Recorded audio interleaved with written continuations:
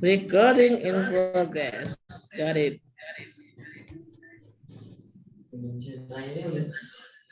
Udah, coba ibu kan nyuruh bapak ibu nanti ngidupin. Sekarang masih. Udah banyak. Kamu bilang aja kalau di HP kalau ditanyain. Aku kedengeran nggak? Makin dulu dari Mic saya. makin dulu. Oh.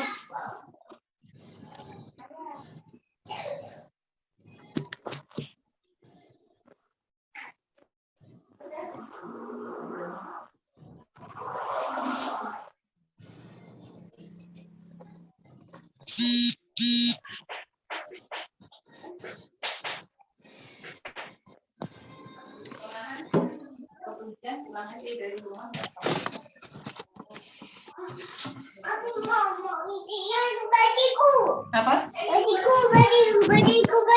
Enggak, ini punya Oma mau ini saya. Bukan, ini punya Oma, punya barang yang di sana.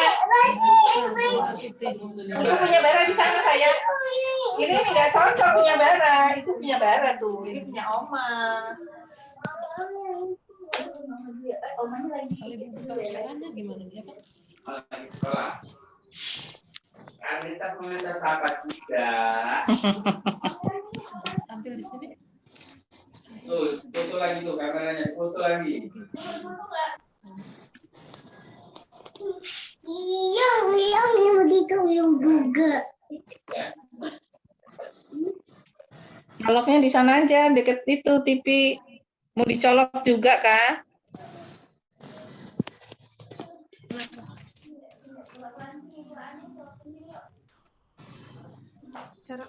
Cara boleh cari.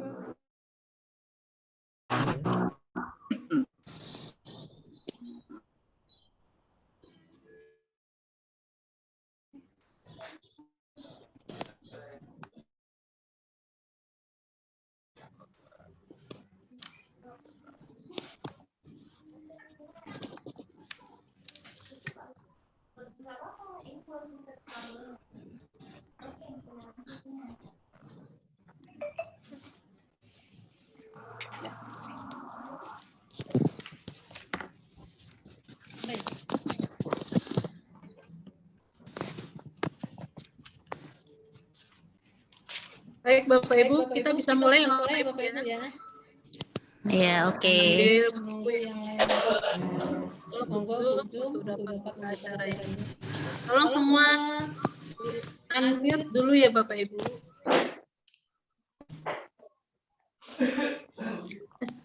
Cek.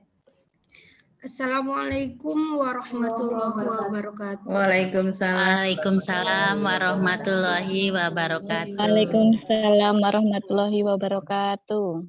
Assalatu wassalamu ala asrofil anbiya'i wal mursalin wa ala alihi wa sahbihi ajma'in. Qala rabbi shrah li sadri wa yassir li amri wahlul 'uqdatam min lisani yafqahu qawli.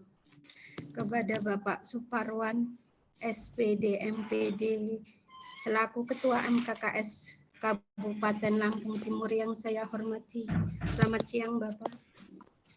Kepada Bapak Hartoyo SPD MTI selaku Sekolah SMA Negeri 1 Purbolinggo Lampung Timur yang saya hormati. Kepada Ibu Irma Rita SPD selaku Ketua Komunitas Guru Berbagi dan Sahabat Rumah Belajar serta Pembatik level 4 Provinsi Lampung yang saya hormati. Kepada Bapak Surono SPD selaku Coach Kapten GMT Lampung Timur yang saya hormati. Kepada Ibu Desi Riani SPD PP Angkatan ke-6 Kabupaten Lampung Timur yang saya hormati. Kepada Ibu Rubiatun SPD selaku pemateri pada webinar siang hari ini yang saya hormati. Kepada Bapak Ibu CGP Angkatan ke-6 yang saya hormati. Bapak Ibu guru hebat peserta webinar siang hari ini yang saya cintai. Pertama-tama marilah kita panjatkan puji syukur kehadirat Allah Subhanahu wa taala yang mana pada siang hari ini kita masih bisa bertemu dalam rangka webinar dengan keadaan sehat walafiat. Tak lupa pula sholawat serta salam marilah kita sanjungkan kehadirat Nabi besar Muhammad Sallallahu Alaihi Wasallam yang kita nantikan syafaatnya di yaumil akhir kelak. Allahumma amin. Di sini saya selaku pandu acara akan membacakan tertib acara pada webinar kali dengan tema filosofi Ki Hajar Dewantara. Untuk acara yang pertama yaitu pembukaan, acara yang kedua menyanyikan lagu Indonesia Raya, acara yang ketiga sambutan ketua panitia, acara yang keempat penyampaian materi dan diskusi, acara kelima penutup. Untuk acara pertama, marilah kita buka dengan membaca basmalah. Bismillahirrahmanirrahim. Untuk acara yang kedua yaitu menyanyikan lagu Indonesia Raya, hadirin diharap berdiri.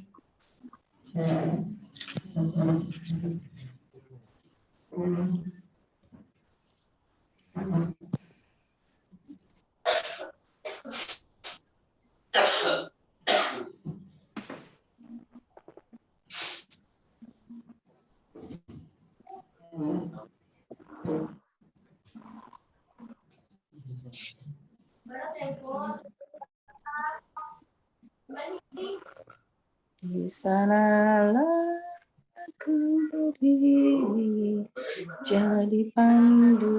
Suaranya enggak ada, Bu. Indonesia kebangsaan, bangsa dan Alir marilah kita berseru Indonesia bersatu. hiduplah Tanahku, hiduplah negeriku.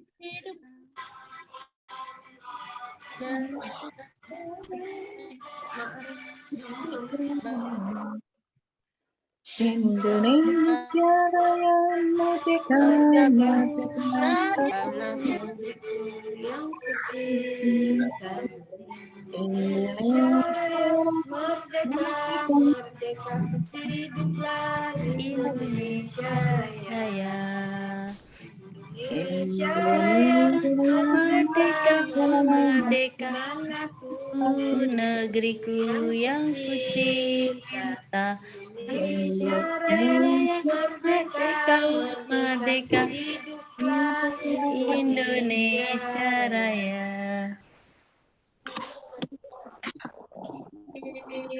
Indonesia Raya.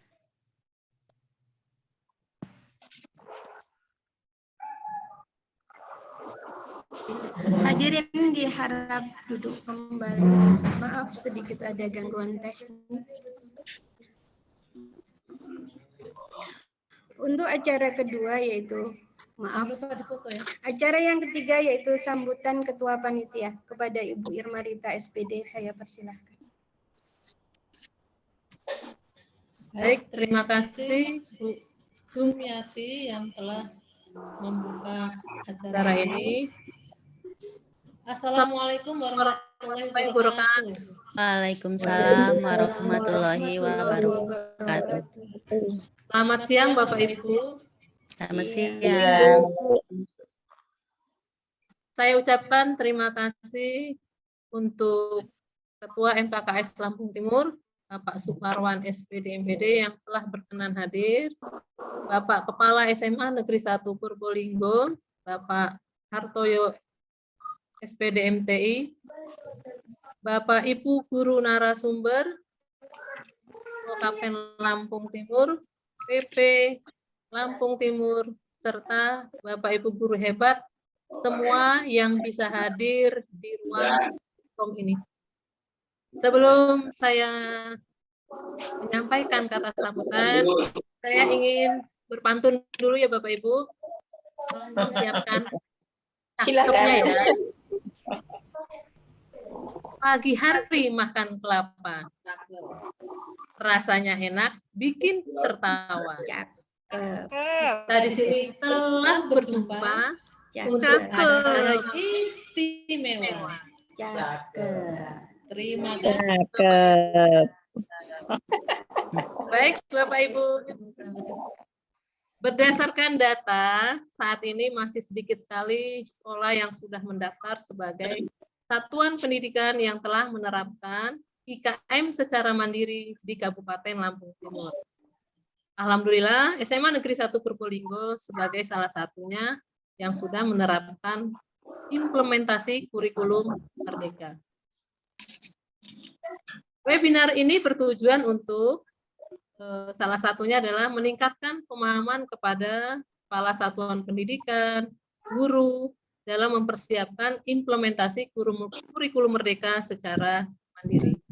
Yang kedua, sebagai wahana yang dapat digunakan berbagi praktik baik bagi kepala sekolah ataupun guru yang telah mengimplementasikan kurikulum Merdeka, sehingga bagi sekolah yang belum melaksanakan IKM, bisa mendapatkan gambaran nyata bagaimana penerapan kurikulum Merdeka di sekolahnya nanti.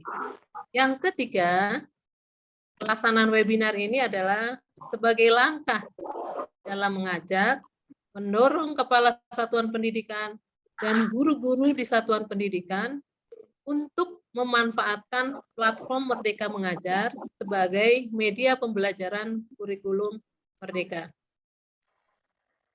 Bapak Ibu hebat yang ada di virtual ini, rangkaian webinar ini akan kita laksanakan setiap minggunya di setiap hari Jumat di jam yang sama.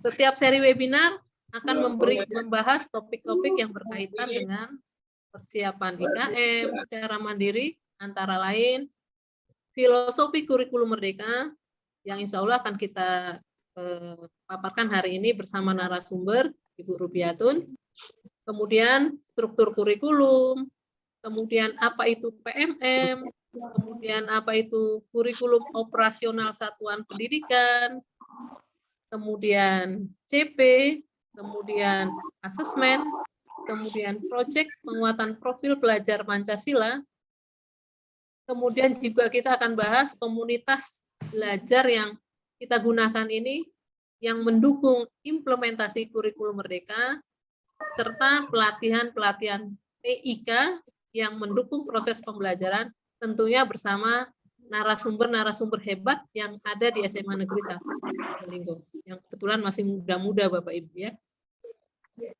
Kemudian, siapa saja narasumbernya?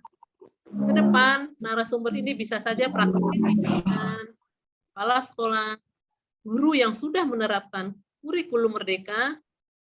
Kemudian kita juga dibantu oleh Kokapten Akun Belajar ID, pengajar praktek guru penggerak, dan calon-calon guru penggerak, serta sahabat rumah belajar, termasuk Bapak Ibu guru yang sudah menerapkan implementasi kurikulum Merdeka di dalam kelas. Harapannya, melalui webinar ini, diharapkan sekolah-sekolah yang sudah mendaftar implementasi kurikulum Merdeka, terutama di wilayah Kabupaten Lampung Timur, dapat mempersiapkan diri dalam pemahamannya terhadap penerapan IKM di sekolah, dan dapat berkolaborasi dan bertransformasi menumbuhkan ekosistem digital menuju merdeka belajar. Untuk itu nanti mohon kepada Kepala Sekolah SMA Negeri 1 Purbolinggo untuk dapat memberikan arahannya sekaligus membuka kegiatan seri webinar ini. Begitu kalimat pembuka dari saya, tapi sebelum saya tutup, tadi kalau di awal saya berpantun, kali ini saya kembali berpantun. Tolong siapkan cakepnya Bapak Ibu ya. Siang hari makan waci. Cakep. Sama Ibu Asri. Cakep. Cukup sekian pengantar dari saya dalam acara ini. Saya ucapkan banyak terima kasih. Saya kembalikan ke moderator webinar. Assalamualaikum warahmatullahi wabarakatuh. Waalaikumsalam warahmatullahi wabarakatuh. Terima kasih Bu Irma. Untuk acara yang keempat yaitu acara inti yang kita tunggu-tunggu pada siang ini. Iya.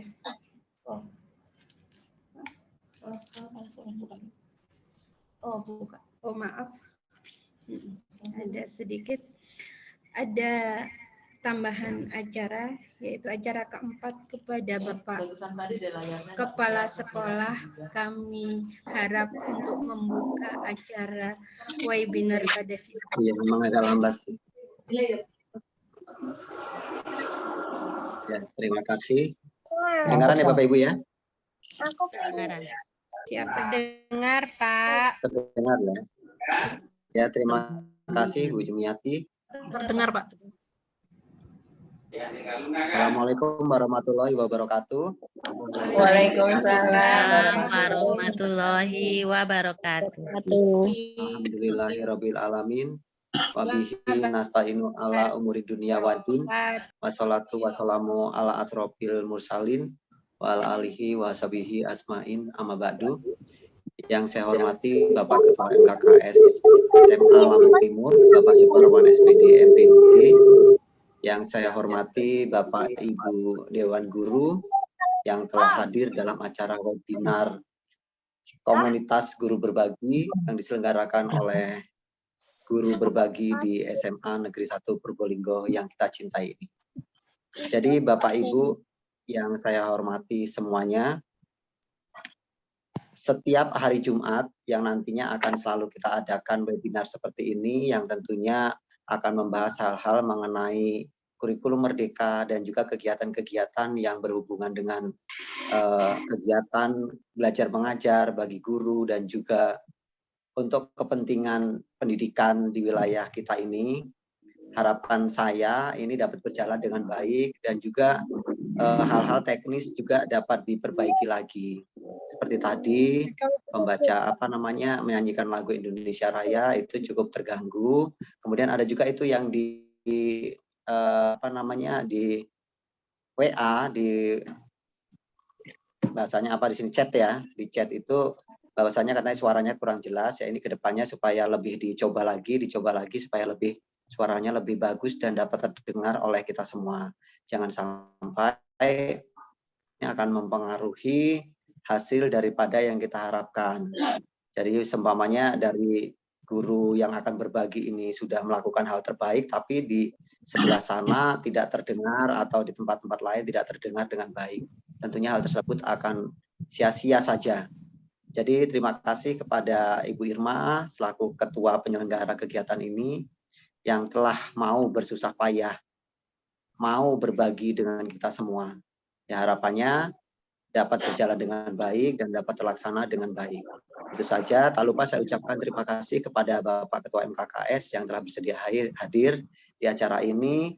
Support untuk kami Pak, kami harapkan agar kedepannya kita menjadi lebih baik lagi dan juga kritik dan saran kegiatan-kegiatan ini kami minta dan kami harapkan supaya kegiatan ini dapat berjalan dengan baik. Itu saja. Jadi pada hari ini, mohon maaf ini izin Pak Ketua MKKS, ini acara ini secara resmi saya nyatakan dibuka. Jadi itu saja. Lebih dan kurang mohon maaf. Saya akhiri. Wassalamualaikum warahmatullahi wabarakatuh. Waalaikumsalam warahmatullahi wabarakatuh. Terima kasih Bapak Kepala Sekolah. Untuk acara selanjutnya yaitu inti webinar pada siang hari ini. Kepada Ibu Rubiatun saya persilahkan. Baik, terima kasih Bu Jumiati yang sudah mempersilahkan saya. Ya. Bismillahirrahmanirrahim. Assalamualaikum warahmatullahi wabarakatuh. Waalaikumsalam warahmatullahi wabarakatuh. Tabi Pun. Ya Pun. Ya, pertama-tama kepada yang terhormat Bapak Suparwan SPD MPD selaku Ketua MKKS Lampung Timur. Kemudian kepada yang terhormat Bapak Hartoyo SPD MTI selaku Kepala SMA Negeri 1 Purbolinggo. Kemudian yang terhormat Ibu Irma Rita SPD selaku Ketua KGB dan sahabat Rumah Belajar. Kemudian kepada yang terhormat Bapak Ibu Guru hebat SMA Negeri 1 Purbolinggo yang tergabung dalam komunitas guru berbagi yang hadir di Zoom ini maupun yang di luar Zoom. Kemudian kepada yang terhormat Bapak Surono selaku Ko-Kapten GMT, kebanggaan kita juga ya, SMA Negeri 1 Purbolinggo. Kemudian kepada yang terhormat Ibu Desti Ayuriani selaku PP CGP Angkatan 6, ya itu kebanggaan kita juga. Kemudian kepada yang terhormat Bapak Ibu Guru CGP Angkatan 6 tahun 2022. Ya, yang pertama-tama selanjutnya kita panjatkan puji syukur kita kehadirat Allah Subhanahu wa taala. Hanya karena Allah lah kita bisa berkumpul dalam keadaan sehat walafiat di room Zoom ini. Kemudian salawat dan salam moga selalu tercurah kepada Nabi kita Nabi Muhammad SAW yang sangat-sangat kita nantikan syafaatnya kelak di yaumil akhir. Amin. Yang ada peserta. Ya, sebelumnya saya mohon izin Bapak Ibu guru semua yang ada di Zoom ini konteksnya karena KGB jadi komunitas guru berbagi, jadi intinya berbagi kita. Suruh kita kameranya kita ingat. Ya, untuk materi tadi sudah disampaikan oleh Bu Irma bahwa sifatnya serius kita ya, seri. Jadi setiap Jumat nanti akan ada pemaparan-pemaparan yang tadi sudah disebutkan oleh Ibu Irma yang terkait untuk kemajuan pendidikan dan pembelajaran untuk kita semua. Baik, saya mencoba untuk share screen ya Bapak Ibu ya.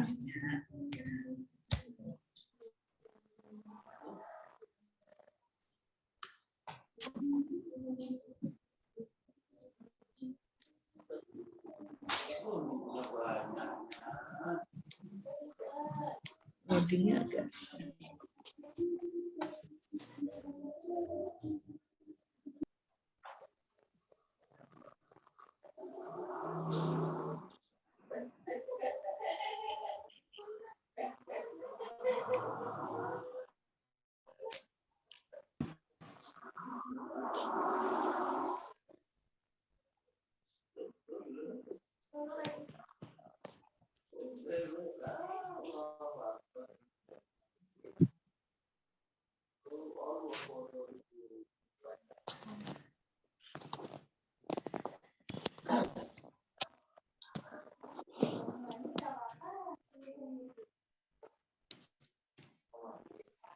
Sebentar Bapak Ibu ya, sedang loading.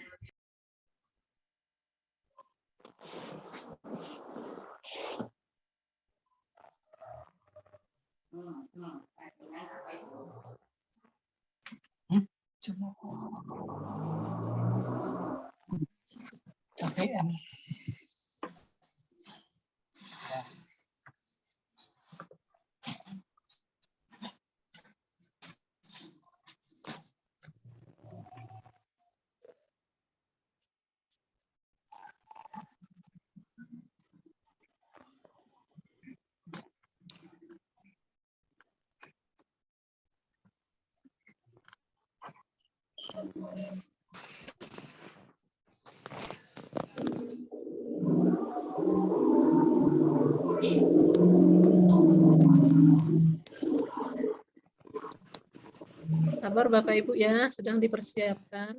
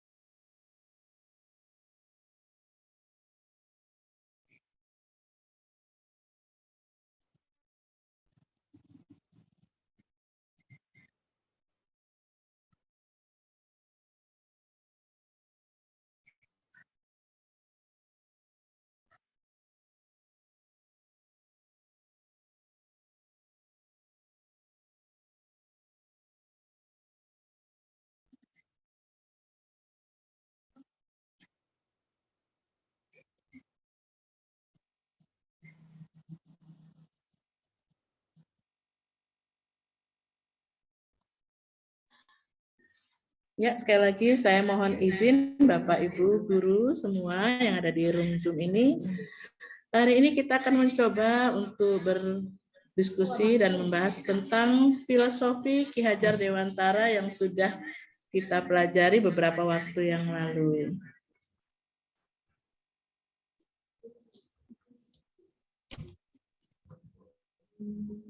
Ya, latar belakangnya adalah sekolah adalah salah satu wadah tempat memperoleh pendidikan yang diberikan guru kepada muridnya selama proses KBM. Murid akan mengalami banyak proses dalam tumbuh kembangnya sebagai murid untuk mencapai kebahagiaan dan keselamatan setinggi-tingginya. Dan sebagai guru yang bertugas mengajar, mendidik, dan menuntun murid sesuai kodrat dan zamannya harus memahami posisinya. Ya, posisinya apa nanti akan bisa kita bahas. Kalau tidak seri ini, bisa seri berikutnya.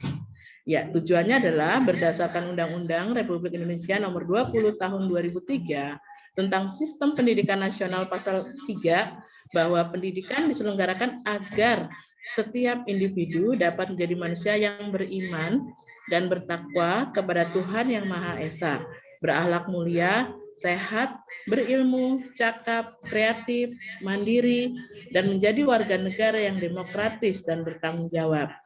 Nah, sekarang berdasarkan pedoman itu, profil pelajar Pancasila diharapkan menjadi pegangan untuk para pendidik di ruang belajar yang lebih kecil. Ya, ini kenapa saya garis bawahi Bapak Ibu, tujuannya agar kita lebih memperkuat lagi tujuan kita dalam mendidik itu akan membentuk manusia yang beriman dan bertakwa kepada Tuhan Yang Maha Esa, dan selanjutnya yang sudah saya bacakan tadi.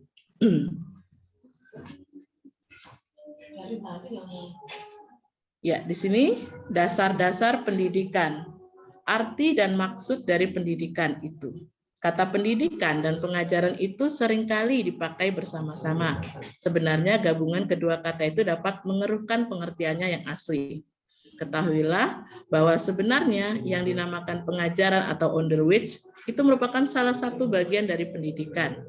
Jadi pengajaran itu adalah bagian dari pendidikan. Maksudnya pengajaran itu tidak lain adalah pendidikan dengan cara memberi ilmu atau berfaedah buat hidup anak-anak kita, baik lahir maupun batin.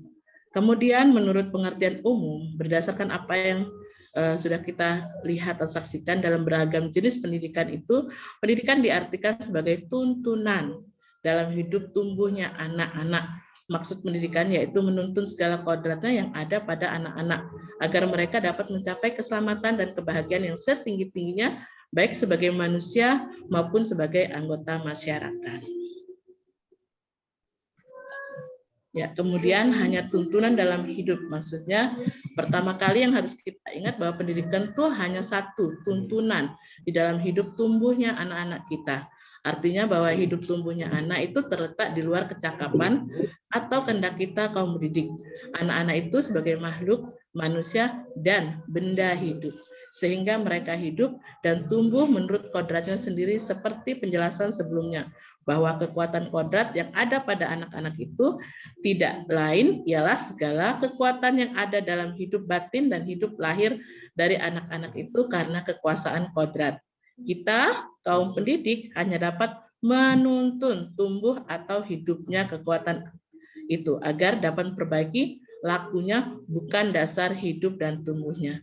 Jadi anak-anak itu memang sudah sesuai kodratnya terlahir seperti ini, dan kita sebagai pendidik hanya mampu menuntun agar dia berubah. Apabila dia mempunyai dasar hidup yang kurang baik, kita hanya bisa menuntunnya agar dia bisa berubah menjadi lebih baik.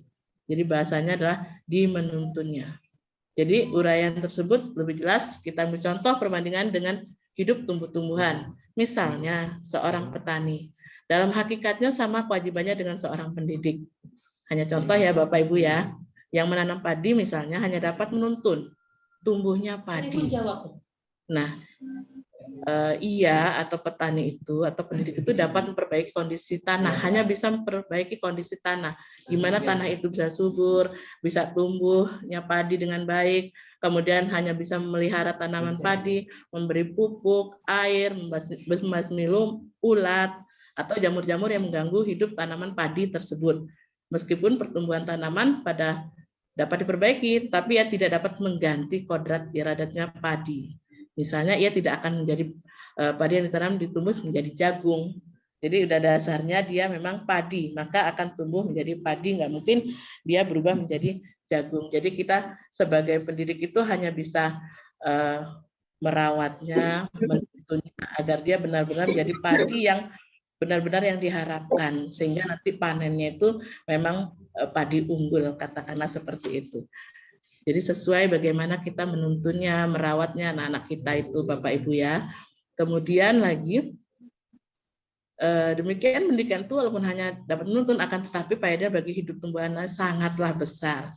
Jadi pengaruh Bapak Ibu, guru kita ini mempunyai pengaruh yang sangat besar untuk anak-anak kita. Kenapa?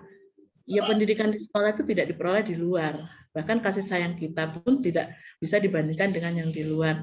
Makanya Bapak Ibu guru memang benar-benar sangat berfaedah, bermanfaat banget sama anak-anak.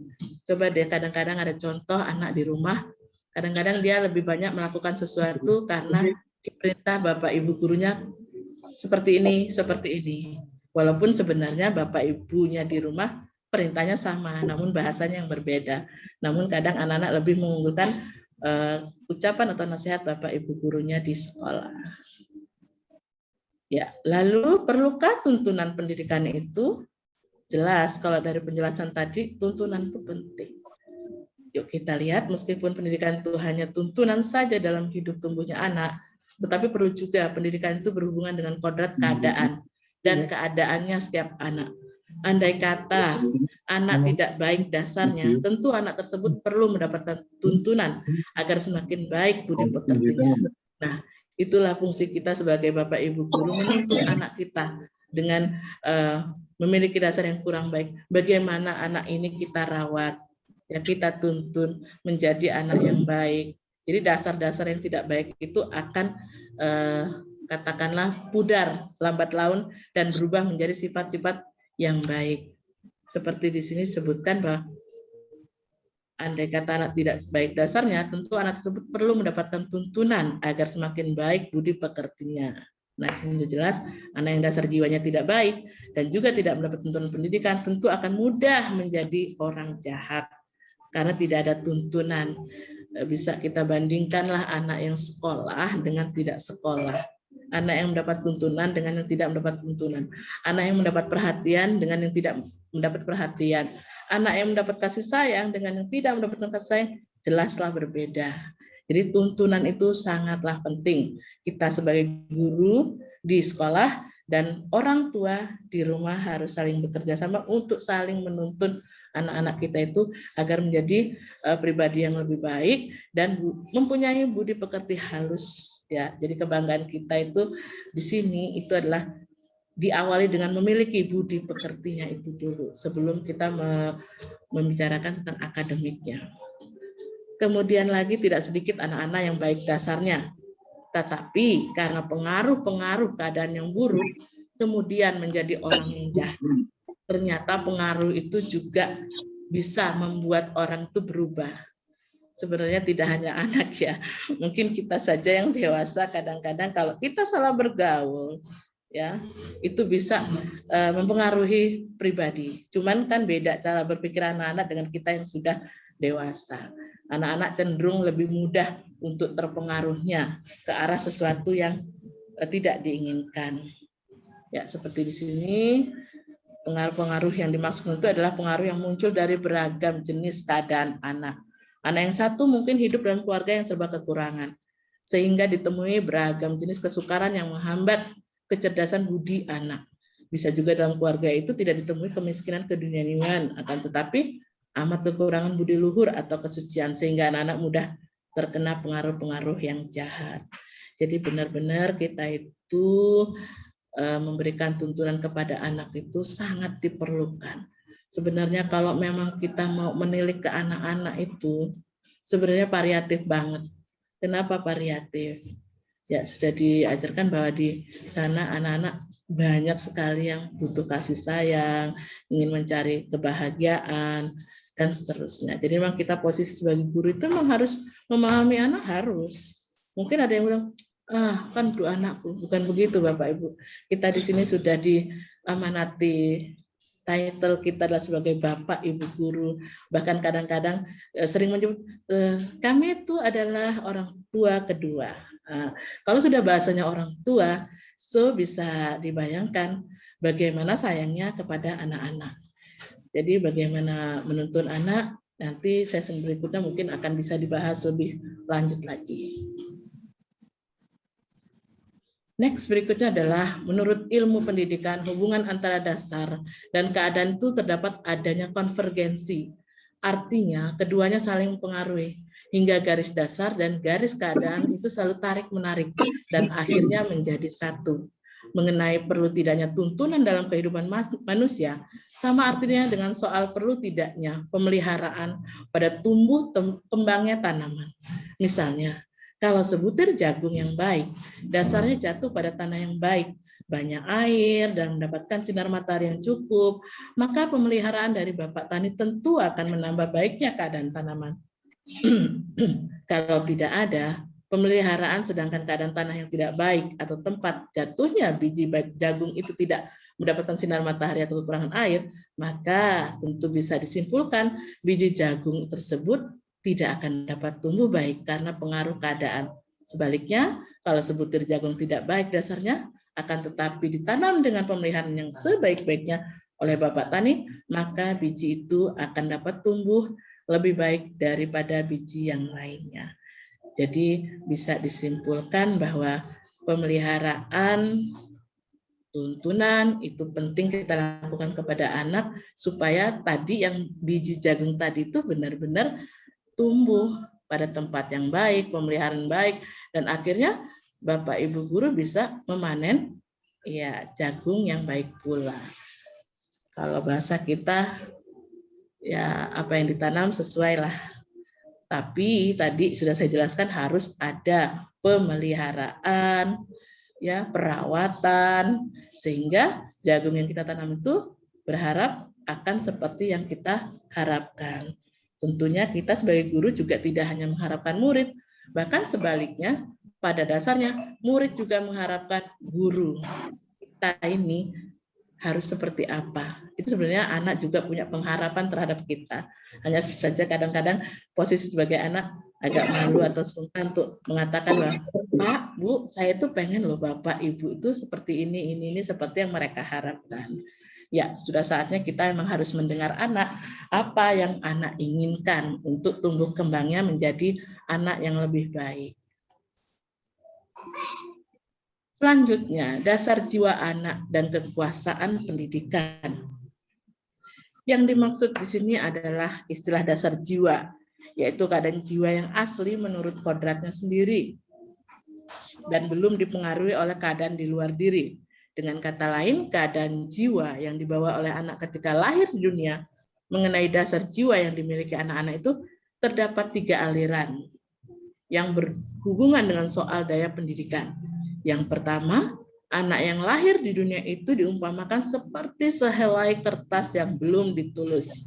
Jadi masih kosong, polos, tidak ada titik satupun, mau hitam, mau merah, tidak ada, polos. Sehingga kaum pendidik boleh mengisinya kertas yang kosong itu menurut kehendaknya. kira-kira anak ini mau saya jadikan apa, seperti apa, itu tergantung dari pendidiknya. Jika anak tersebut kosong, ya, seperti kelas kosong. Kemudian di situ si pendidik berkuasa penuh untuk membentuk watak atau budi seperti yang diinginkan.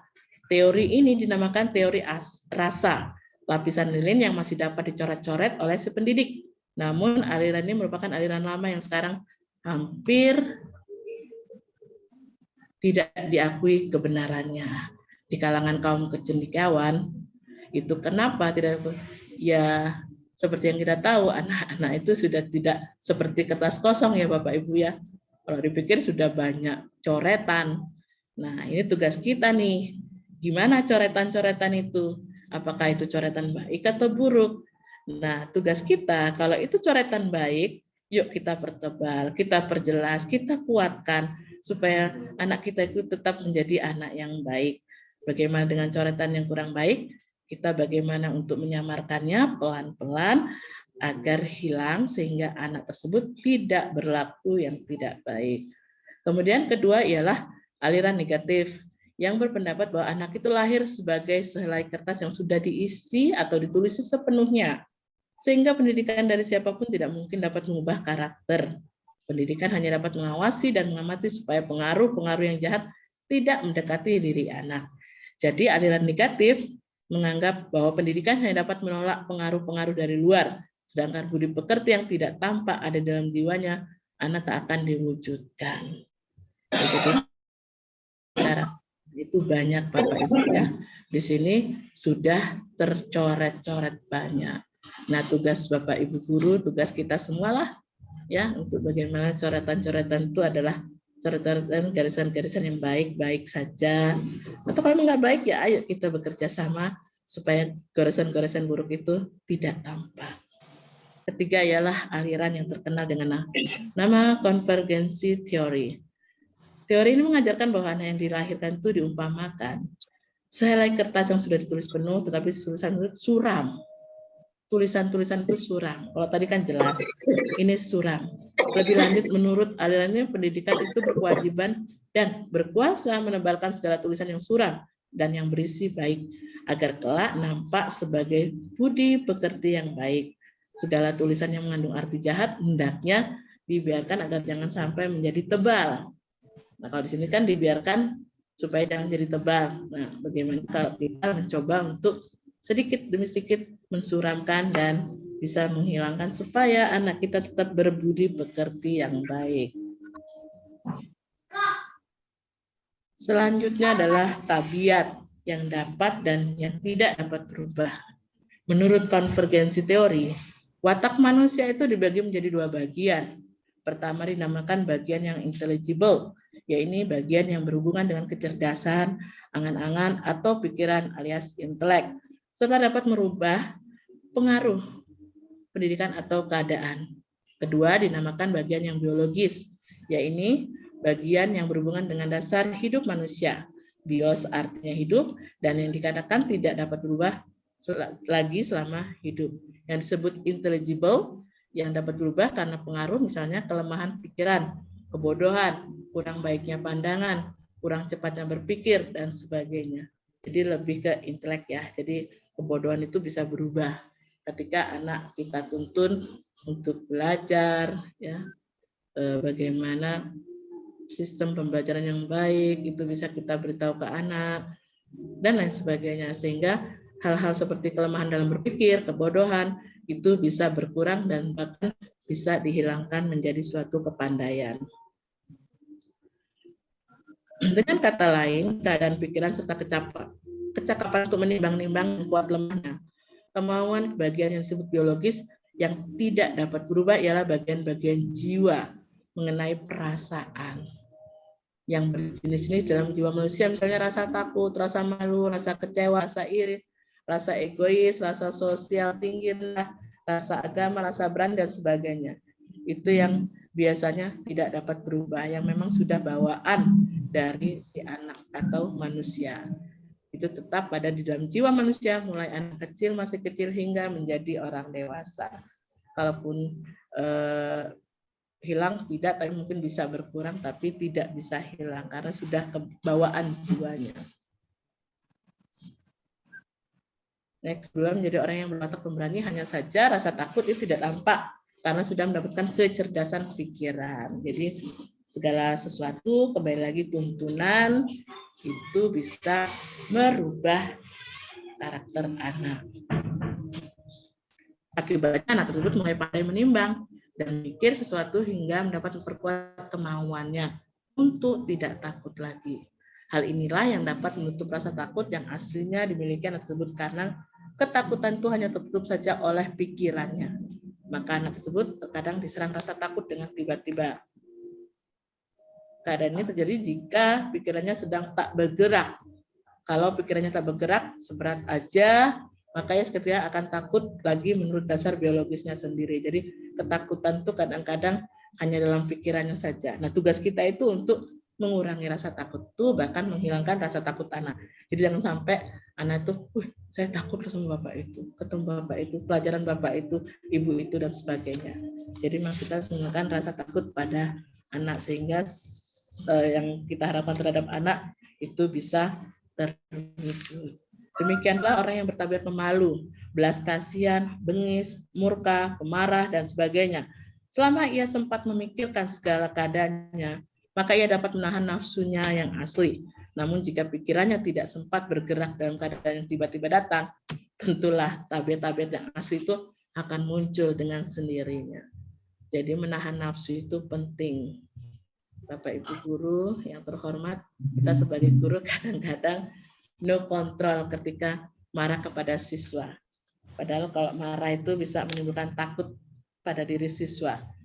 Dan dalam jiwanya itu jadi untuk berkembang, tumbuh, itu jadi takut terhadap seseorang yang sudah marah sama kita. Bahkan saya sendiri aja yang sudah dewasa aja kalau sama orang yang marah, ya sudah, pasti akan merubah segala apa yang ada di pikiran kita. Ya, next, syarat-syarat pengetahuan. Pendidikan yang teratur yaitu pendidikan yang berdasarkan pada pengetahuan yang dinamakan ilmu pendidikan. Ilmu ini tidak berdiri sendiri, akan tetapi masih berhubungan dengan ilmu-ilmu lainnya yang dinamakan ilmu syarat-syarat pendidikan yang terbagi menjadi 5 jenis, yaitu ilmu hidup batin manusia, ilmu jiwa, kemudian ilmu hidup jasmani manusia, ilmu keadaan atau sopanan, ilmu keindahan atau ketertiban, ilmu tamu pendidikan. Untuk memahami perlunya mempunyai 5 jenis pengetahuan tersebut, kita dapat mengadakan perbandingan antara keadaan seorang juru didik dengan tukang pengukir kayu. Seorang pengukir kayu tentu wajib mengetahui pengetahuan yang dalam dan luas tentang hakikat atau keadaan kayu. Maksudnya, dia harus tahu ilmunya. Pengukir wajib mengetahui jenis kayu yang keras dan tidak keras, yang boleh dipergunakan atau ukuran yang halus atau kasar. Jadi bisa membedakan mana yang mudah diukir dan mana yang tidak bisa diukir. Jadi karena pendidikan itu mengukir manusia, sementara manusia mempunyai hidup lahir dan batin. Maka ilmu kemanusiaan itu ada 2 macam, yaitu ilmu jiwa dan ilmu hidup jasmani. Bagaimana jiwa-jiwa kita untuk diisi dengan hal-hal positif, sehingga jasmani kita juga mengarahkan kepada hal-hal positif juga. Ya, apa kaitannya dengan pemaparan tadi dengan filosofis KHD?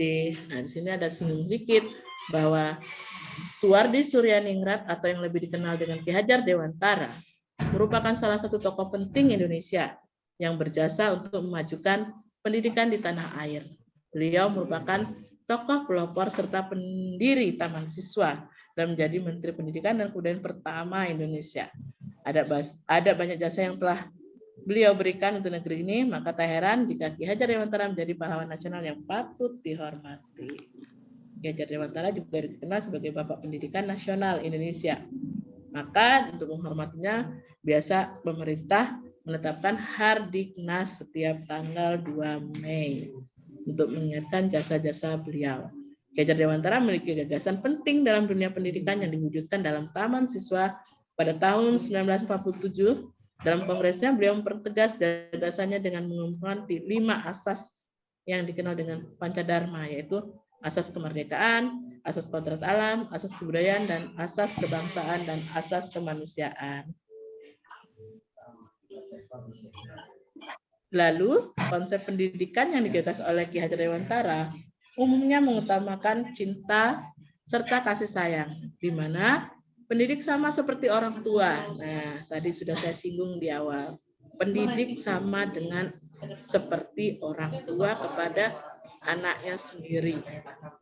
Adapun berikut ini merupakan 3 konsep pendidik Ki Hajar Dewantara yang perlu diketahui. Di antaranya adalah ya, pendidik berfungsi sebagai ingarso sung tulodo, di mana ingarso sung tulodo memiliki arti di depan. Maksudnya adalah seorang pendidik harus dapat memberi teladan atau contoh. Kalau bahasa kerennya jadi role model bagi siswa kita. Jadi bagaimana kita berlaku itu harus mengingat bahwa banyak siswa kita yang akan melihat kita, mencontoh kita, bahkan mungkin melakukan hal seperti yang kita lakukan. Jadi di mana ketika seorang pendidik memiliki sikap yang baik, maka siswa pun akan mengikuti sikap gurunya. Terus gimana kalau gurunya nggak baik? Ya, mungkin ada sebagian juga akan meniru. Itu tadi yang saya bilang, Bapak Ibu guru adalah role model bagi siswanya. So, ya kalau saya bilang, saya sendiri ya, pengalaman saya sendiri memang harus berhati-hati bagaimana bersikap, karena anak-anak pasti akan melihat, mendengar, dan mungkin juga akan mencontohnya. Sehingga saat kegiatan belajar mengajar berlangsung, maka guru harus membimbing serta memberi arahan kepada siswa agar tujuan pembelajaran dapat dipelajari siswa dengan baik. Jadi, ingarso sung tulodo itu mudah diucapkan, namun sulit untuk diterapkan. Namun kita selaku pendidik harus bisa, ya harus bisa menjadi role model bagi siswa kita. Ya, bagaimanapun produk kita itu akan melihat siapa yang menjadi contohnya. Mudah ingarso sung tulodo mengucapkannya di depan role model ya. Kita bersama-sama Bapak Ibu guru ya untuk mencetak siswa-siswa yang berkarakter baik, berbudi pekerti baik, yang punya budaya positif seperti yang sudah dilakukan di sekolah kita. Ada 5S, di mana ada senyum, salam, ya, sapa, sopan, santun. Nah, ini nih jadinya kita.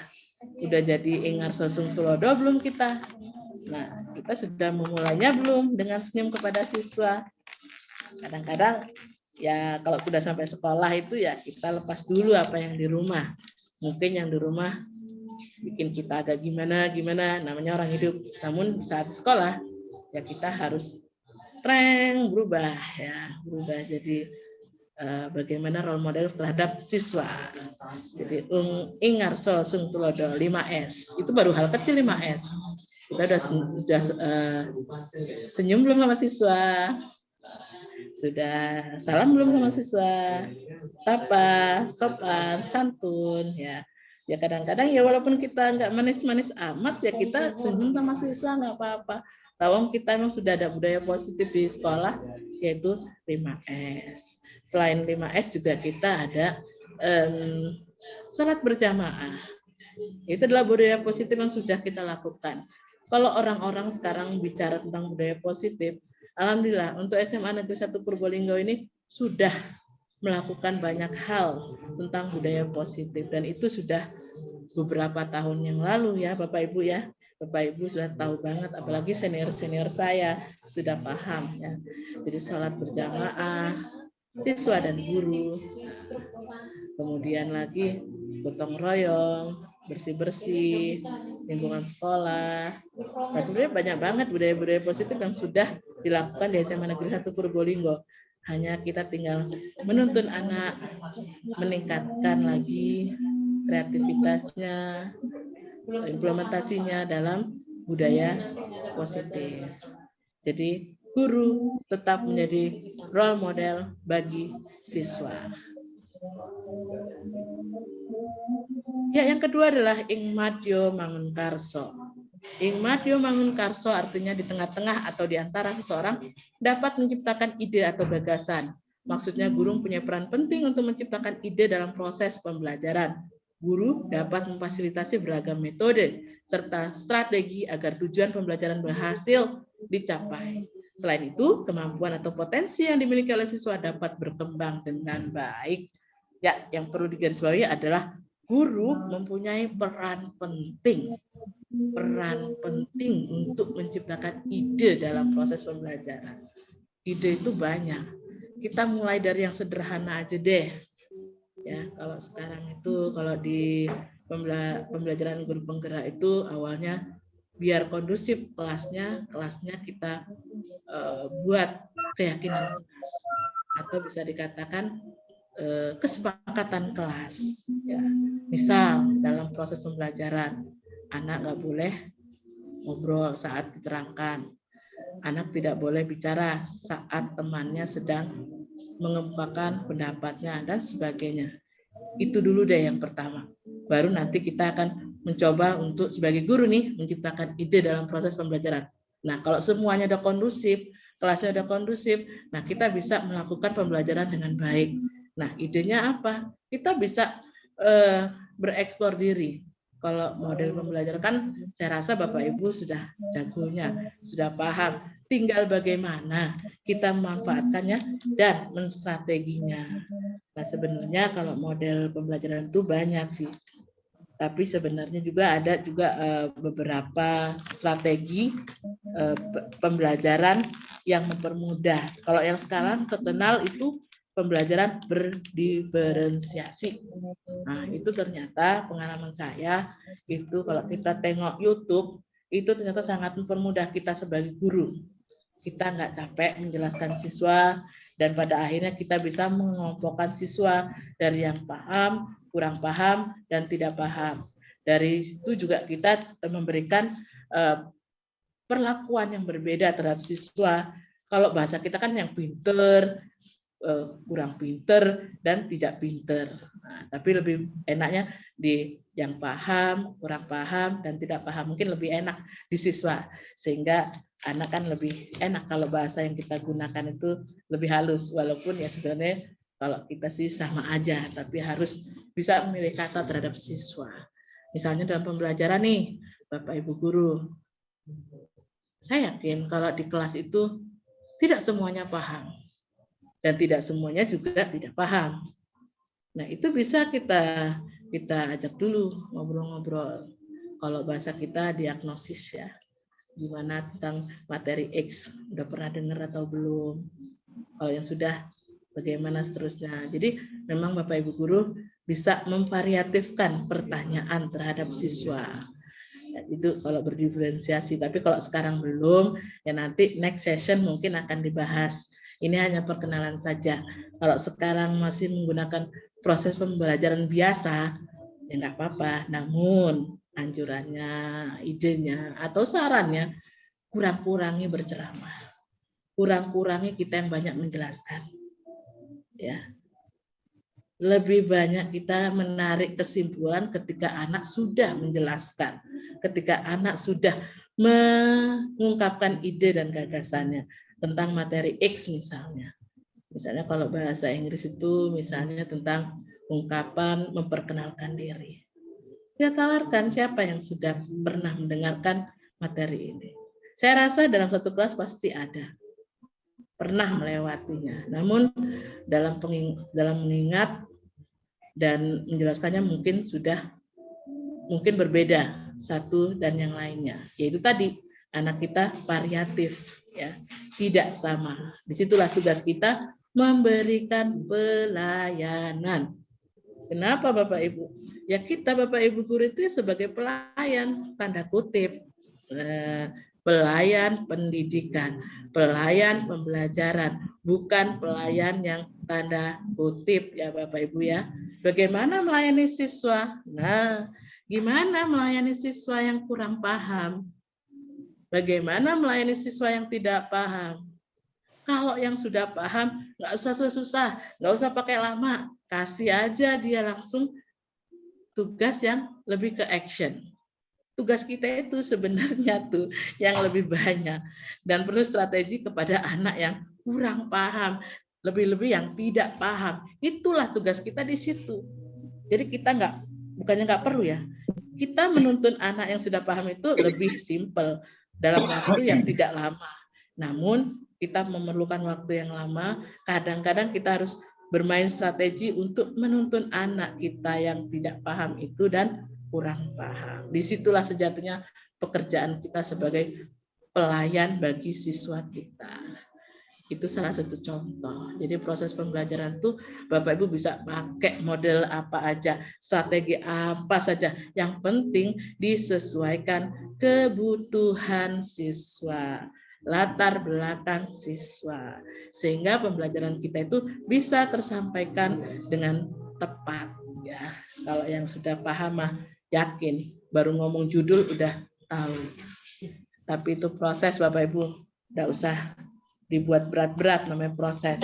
Mengajar anak juga nggak usah dibuat berat-berat Bapak Ibu. Kalau saya mah, kenapa? Ya itu tadi, kita dari latar belakang siswa, kita sudah bisa memberikan pelayanan mana yang terbaik bagi siswa yang sudah paham, kurang paham, dan tidak paham. Sekali lagi yang perlu digarisbawahi, kurang-kurangi berceramah. Benar deh, kurang-kurangi berceramah. Bukan tidak boleh, boleh-boleh aja. Next, yang ketiga adalah tuturi handayani. Tuturi handayani artinya di belakang. Kalau yang pertama tadi ing ngarso di depan, ing madya di tengah, dan tuturi kita di belakang. Maksudnya seorang pendidik harus berada di belakang siswa untuk memberi dorongan atau arah. Dalam hal ini, seseorang memiliki tanggung jawab dalam pekerjaannya untuk mendorong orang lain dalam mencapai tujuan secara berkelanjutan. Nah, kita sebagai guru itu nggak cuma sekarang, tidak cuma hari ini siswa, tapi long life education, ya, sepanjang hayat.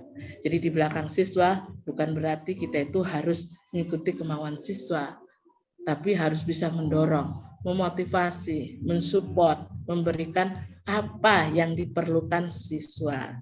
Apa yang diperlukan siswa, tanda kutip lagi Bapak Ibu ya, bukan hal-hal yang bagaimana, tapi yang terkait dalam pembelajaran siswa, agar siswa menjadi lebih baik lagi dan menjadi siswa yang kita harapkan. Ingat seperti tanaman padi tadi, tugas kita menuntun, merawat, ya, mendampingi sehingga tanaman padi itu ya menjadi tanaman padi yang unggul, yang siap panen. Bahagia banget kalau kita yang nuntun, kita yang jagain, kita yang mupukin, kita yang manenin, panennya bagus. Pasti puas ya Pak Bu ya. Itu sekelumit dari 3 ya filosofis KHD. Jadi berkelanjutan. Jadi kita itu mengajar tidak hanya kemarin, tapi hari ini dan selanjutnya yang akan datang. Jangan pernah bosan. Jangan pernah lelah Bapak Ibu untuk memberi dorongan kepada anak. Memberi dorongan anak yang paham, anak yang pintar, itu nggak perlu pakai lama, nggak perlu banyak-banyak.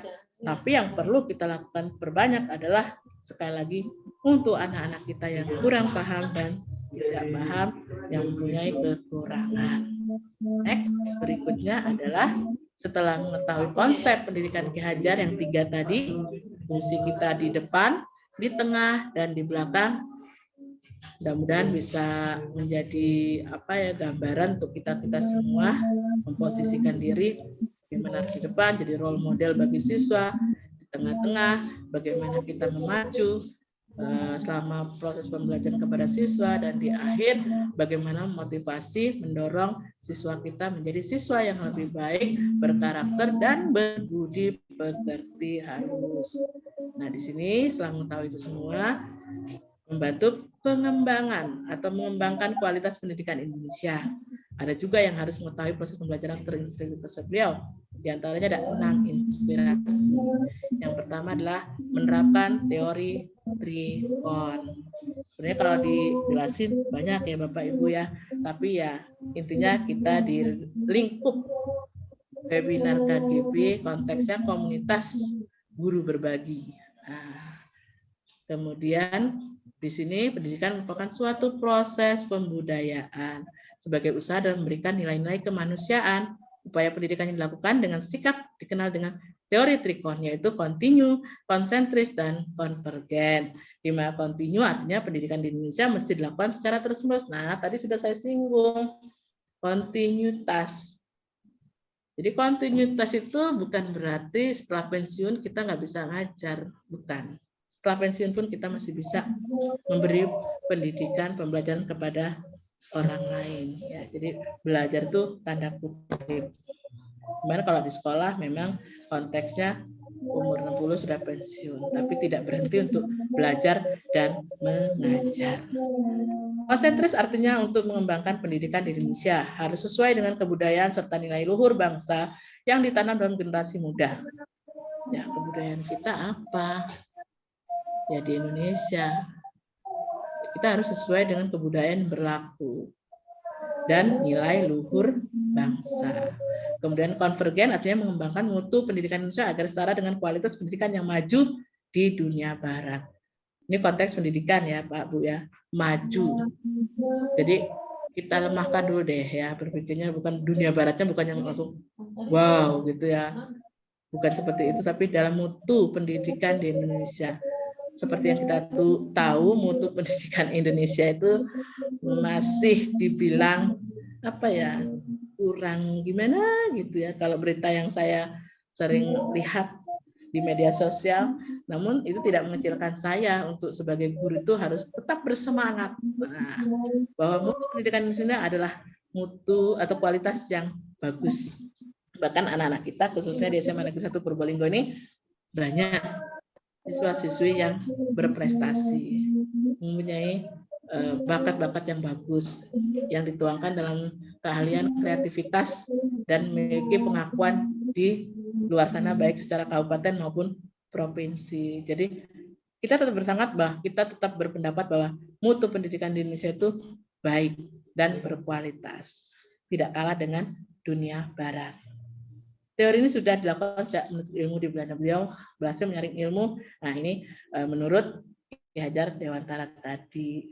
Jadi dimanfaatkan di Indonesia tetap berpijak, berpijak pada akar budaya tanah air, sehingga konsep mengenai pendidikan nasional berakar pada budaya Nusantara. Artinya kita boleh mengadopsi dari dunia luar, tapi tidak melupakan akar budaya Nusantara, yaitu Indonesia. Adopsi boleh, tapi tidak seutuhnya. Mungkin lebih ke modifikasi. Kemudian menumbuhkan daya cipta, kognitif, daya rasa, daya karsa, atau psikomotor. Kemudian metode sistem Among, membentuk pribadi yang mandiri. Pribadi yang mandiri yaitu mandiri itu bukan berarti dilakukan sendiri. Bahkan ada sih yang bilang mandiri itu pokoknya aku dewe, aku sendiri. Sebenarnya kata mandiri itu konteksnya yang lebih tepat, yang pernah saya dapat itu ilmunya adalah mandiri itu hal-hal yang akan kita lakukan atau sesuatu yang akan kita lakukan bisa menempatkan diri kita kapan kita membutuhkan orang lain, kapan kita tidak membutuhkan orang lain untuk melakukan itu. Itu yang dikatakan mandiri.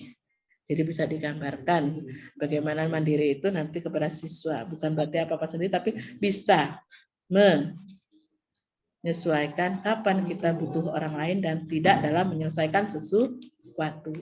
Yang kelima adalah pendidikan harus relevan dengan kehidupan. Nah, relevan nih. Kalau bahasa relevan dengan zaman sekarang, IT.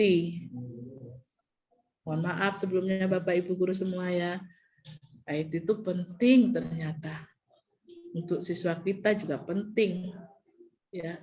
Jadi intinya yuk kita melakukan pembelajaran sesuai zamannya. Kalau IT lagi booming, ayo kita gunakan atau manfaatkan IT untuk proses pembelajaran siswa. Kemudian yang keenam, pengembangan pendidikan selaras dengan nilai budaya. Ya, pada di penghujung ini pengembangan pendidikan harus selaras dengan nilai budaya untuk memperkuat dinamika pendidikan sebagai penguat bangsa. Ki Hajar Dewantara memandang jika misi pendidikan nilai budaya masyarakat Timur lebih cocok digunakan. Maka taman siswa dibuat dengan pendekatan ngomong, among, dan ngemong. Jika sistem pendidikan sesuai dengan nilai budaya lokal, guru dapat berperan kembali sebagai insan yang membimbing serta memimpin anak didik dengan lembut untuk mengembangkan bakat, potensi, dan karakteristik peserta didik. Ya, demikianlah yang bisa saya sampaikan. Mungkin untuk selanjutnya bisa dibahas lagi di lain waktu karena sifatnya serius. Kita akan mencoba untuk gali apa yang sudah disampaikan Bu Irma lagi. Ya, mudah-mudahan ada manfaatnya apa yang saya sampaikan tadi kepada Bapak Ibu guru, terutama untuk diri saya sendiri. Dan saya mohon maaf sekali dengan segala pemaparan saya jika ada salah kata, tidak ada niat untuk menyinggung atau berkata sesuatu yang tidak baik. Jadi saya mohon maaf sekali Bapak Ibu guru semua ya. Dan saya akhiri, wassalamualaikum warahmatullahi wabarakatuh. Baik, saya kepada Bu Jumiati. Waalaikumsalam warahmatullahi wabarakatuh.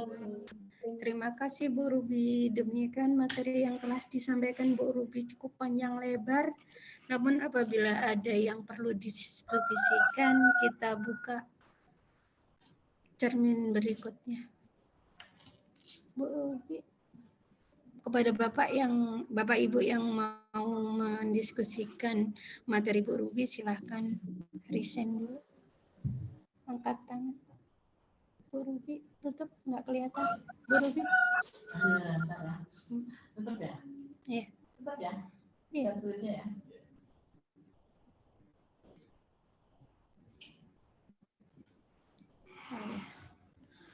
Ya, sudah dibuka. Apabila ada pertanyaan, kita bisa diskusikan bersama. Bagi Bapak Ibu yang ingin bertanya, kami persilahkan. Suruh hidupin anunya kita foto. Oh iya. Bapak Ibu diminta untuk menghidupkan kamera. Kita akan mengadakan sesi foto bersama.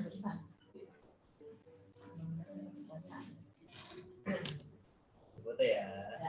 Sabar Mas No. Belum siap Ya Bapak Ibu. Mari Kamera silakan Bu. on. Kamera on.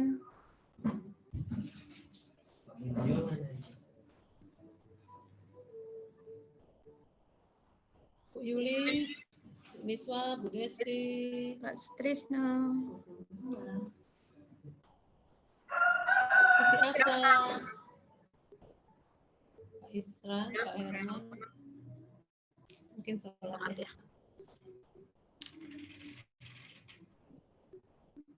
Oke, yang sudah ada Pak Uno. Satu. Apa, Pak?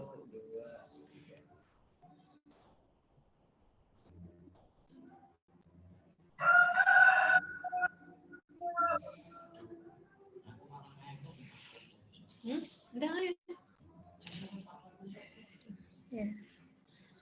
Monggo yang baru selesai sholat.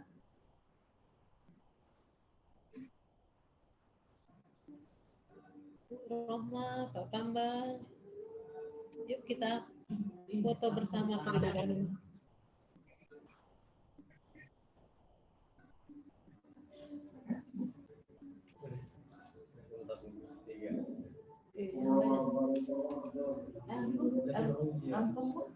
Satu. Oke. Lampung. Satu, dua, tiga. Senyumnya Bapak Ibu. Bisa senyum. Pak Mujio, senyum Pak. Satu, dua, tiga. Oke, terima kasih. Monggo Bu Jum dilanjut. Iya. Bapak Ibu semua, Bapak Ibu hebat semua. Mari apabila dari materi yang sudah disampaikan Ibu Ruby ada mungkin sedikit unek-unek atau pertanyaan bisa disampaikan. Kita buka sesi tanya jawab.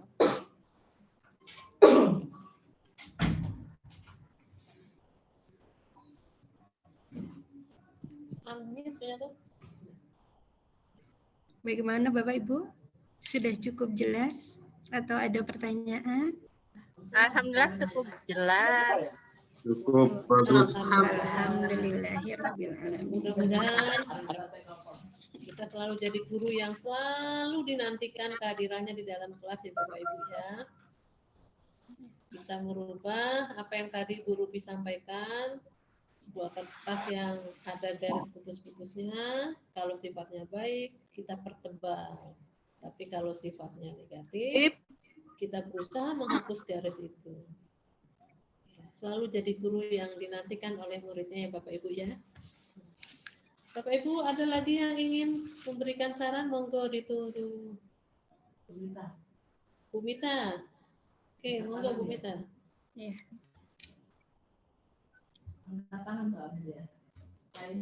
Present.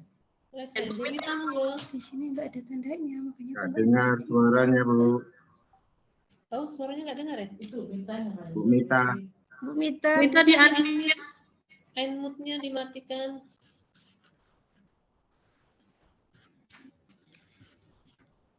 Bagaimana Bu Mita? Suaranya nggak ada. Coba headset aja. Bicara langsung depan laptop. Jack-nya dilepas. Ada nggak suaranya, Bu? Oh, sekarang. Loh, lah tadi tuh pakai ini kok nggak ada malah. Sekarang baru ketemu. Silakan Bu Mita memberi pendapat. Ya Bu ya, terima kasih sebelumnya. Guyune. Assalamualaikum warahmatullahi wabarakatuh. Waalaikumsalam warahmatullahi wabarakatuh. Yang pertama, terima kasih atas waktunya yang sudah diberikan untuk sedikit memberikan apa ya Bu ya, tambahan mungkin ya Bu ya, atau penguatan lah. Materi yang disampaikan oleh Bu Ruby sudah cukup sangat luas dan mungkin sangat mudah untuk dipahami buat kita. Intinya sebagai seorang guru, kita harus berpegang pada filosofi Ki Hajar Dewantara yang Ojo tukang masuk. Iya, diantaranya adalah berpihak pada anak, menciptakan kelas yang menyenangkan, budi pekerti, sudah disampaikan semua. Nah, tinggal di sini tugas kita bersama, kan masih ada sebenarnya Bu yang satu yang mungkin terkadang belum bisa diterima oleh kita sebagai guru adalah bahasa Ki Hajar Dewantara yang berhamba pada anak. Nah, mungkin kalimat ini yang perlu kita luruskan bersama, apa sih makna dari berhamba pada anak untuk kita sebagai seorang guru. Tadi saya mau tanya seperti itu Bu, kita mau ngajak diskusi bagaimana sih Bu menerapkan kata berhamba pada anak untuk lingkungan sekolah kita, khususnya SMA Negeri 1 Purbolinggo, di tengah budayanya yang istilahnya kalau di kita kan dari karakter budayanya sangat banyak gitu kan Bu, jadinya dengan karakter budaya, kearifan lokalnya, gimana cara kita bisa menanamkan untuk memberi pengertian lah misalnya kepada guru kita, kalau kita tuh dalam proses pembelajaran harus berhamba pada anak, bukan berarti kan kalau orang nangkep berhamba pada anak itu kan mungkin mereka berpikirnya apa maunya anak kita turutin semua, kayak gitu kan Bu. Nah itu yang sering disalahartikan, terkadang bahkan kalau kita bilangnya kita berhamba pada anak, loh kok iso dewe ki guru, nah itu Bu mungkin yang perlu tadi sih saya pingin itu mungkin kita bahas bersama supaya tujuan dari Ki Hajar Dewantara yang untuk menuntun anak sesuai dengan kodratnya sampai dia mencapai kebahagiaan dan keselamatan setinggi-tingginya itu bisa tercapai, terutama untuk di sekolah kita tadinya. Tapi karena waktunya mungkin sudah habis, next time mungkin kita bisa bahas kembali. Itu aja. Terima kasih Bu Mita. Mau ditanggapi? Ya. Oh ya, mau direspon sama Bu Ruby? Pada Bu Ruby saya persilahkan. Ya, terima kasih Bu Mita Oktaviani yang sudah memberikan masukan, saran, dan bahkan ide untuk membahas bagaimana menciptakan kita sebagai guru harus berhamba kepada anak. Ya, konteks berhamba. Jangan dikontekskan negatif Bapak Ibu ya. Berhamba itu bukan kata Bu Mita tadi, apa yang anak mau kita turuti, bukan seperti itu. terus kita jadi di bawah anak daripada anak di atas kita, tidak seperti itu. Tapi mungkin lebih di awal tadi kata Bu Mita, dengan karakter anak yang luar biasa berbeda, dengan kearifan lokal yang ada. Nah, intinya berhamba adalah ayo kita arahkan karakter anak, keinginan anak sesuai bakat dan minatnya. Jadi bukan berhamba yang konteksnya tadi dibilang apa yang anak turuti, bukan turuti dalam tanda kutip negatif Bapak Ibu ya, tapi ayo kita sama-sama arahkan sehingga anak kita menjadi anak yang kreatif, inovatif, bahkan bisa mengolah kearifan lokal yang kita miliki. Jadi jangan sampai dengan kearifan lokal yang kita miliki itu terbengkalai dengan sia-sia. Ya, jadi kembali lagi berhamba bukan berarti yang negatif thinking, bukan.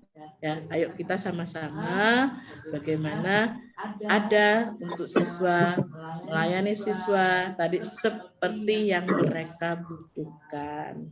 Itu saja sementara Bu Mita yang bisa saya jawab. Mungkin bisa kita lanjutkan atau ditambahkan oleh rekan-rekan kita yang ada di Zoom ini. Bapak Ibu guru, monggo silahkan pendapatnya boleh. Atau Bu Irma boleh menambahkan, Bu Irma, Bu Zoom dan sebagainya. Baik, sedikit Ibu, saya ingin menambahkan sedikit tentang tadi kata-kata kita berhamba kepada anak. Itu sebenarnya kalau kita lihat dari latar belakang, kenapa sih Ki Hajar Dewantara melakukan itu? Ternyata dulu Ki Hajar Dewantara itu mempunyai seorang anak yang dia memiliki kebutuhan khusus. Dia paksa untuk melakukan sesuatu yang Ki Hajar mau. Tapi ternyata anaknya tidak berbuat apa-apa. Dia suruh dia keluar pada saat itu. Katanya, keluar anakku kalau kamu nggak mengikuti saya. Dan akhirnya anaknya menangis dan keluar. Ternyata di luar hujan deras. Anaknya sudah ketakutan, kedinginan. Pada saat itulah Ki Hajar Dewantara keluar merangkul anak, menjaga anak, dan dia mengatakan, saya adalah hambamu. Jadinya saya akan berhamba kepada anakku. Setelah dia berpikir seperti itu, Ki Hajar Dewantara tidak lagi menerapkan bahwa saya itu paling benar, itu enggak.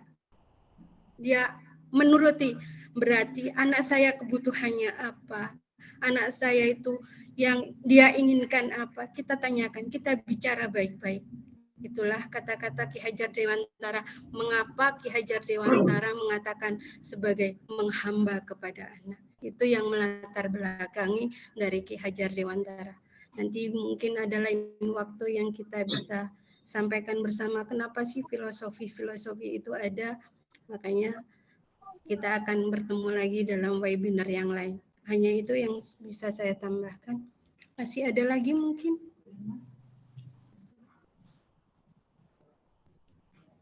Super sekali ya Bu Jumiati. Mudah-mudahan di webinar seri berikutnya terkait filosofi Ki Hajar Dewantara bisa lebih kita pahami dan kita dalami. Insya Allah minggu depan itu yang jadi narasumber masih terkait KHD itu adalah Bu Jumiati dan Ibu Mita Oktaviana. Mudah-mudahan semua filosofi Ki Hajar Dewantara bisa kita pahami dan kita terapkan dalam tugas kita sebagai pendidik ya Bapak Ibu. Jadi luar biasa sekali sebetulnya apa yang sudah disampaikan oleh Ki Hajar Dewantara, walaupun itu kejadiannya jauh di masa berapa puluh tahun yang lalu. Dan sampai hari ini itu masih bisa kita terapkan dan masih sesuai dengan apa yang diharapkan oleh dunia pendidikan yang saat ini ya sedang butuh pendekatan terutama terhadap anak-anak remaja yang sekarang ini luar biasa. Baik, begitu Bu Jum, monggo dilanjut karena waktu sudah mendekati pukul 3:30. Silakan Bu Jum dilanjut. Iya. Baik, acara demi acara telah kita lalui bersama. Banyak ilmu yang kita dapat pada webinar kali ini. Saya Jumiati SPD calon guru penggerak angkatan ke-6. Apabila ada salah yang saya mohon maaf, dan kepada Allah saya mohon ampun. Bapak Ibu hebat semua. Ayo mari kita ada sedikit simbol apa-apa. Itu 5B yang kita lakukan, yaitu kita bermimpi, belajar, berbuat, berdoa, dan berhasil. Semangat. Ya. Salam guru hebat semua. Saya akhiri wabillahi taufik wal hidayah. Wassalamualaikum warahmatullahi wabarakatuh. Waalaikumsalam warahmatullahi wabarakatuh. Terima kasih. Bapak Ibu bisa sampai jumpa terima di kasih. minggu depan Bapak Ibu ya. Terima kasih. Oke, Terima kasih Pak Bu. sama-sama. Sama siapa?